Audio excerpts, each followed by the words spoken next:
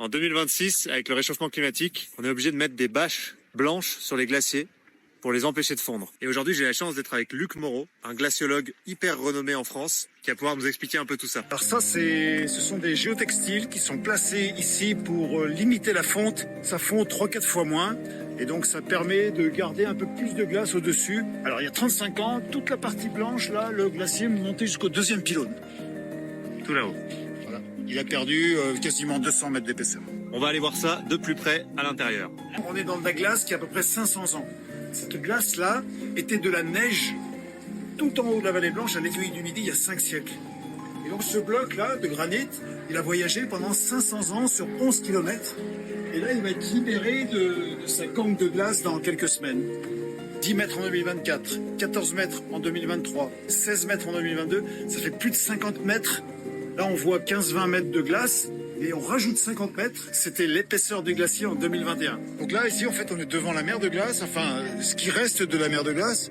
Bon, le glacier est bien recouvert de sable, de roches et de gravier, parce qu'aujourd'hui, il a perdu tellement de masse, 200 mètres d'épaisseur et 1 km de longueur, qu'il n'y a plus de poids pour que le glacier avance. Là, il ne glisse plus que de 1 mètre par mois.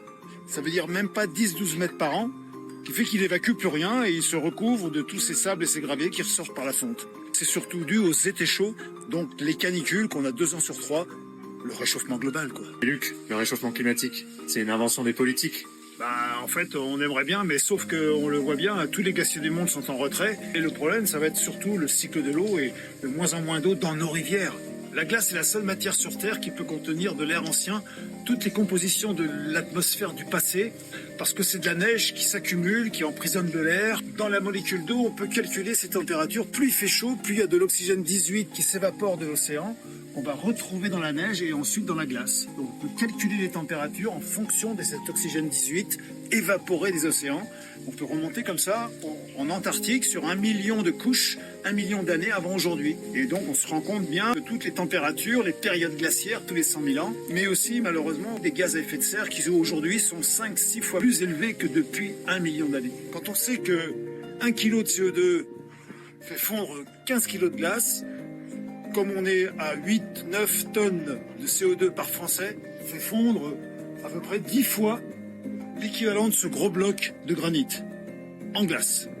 Chaque année, chaque Français. Chaque année.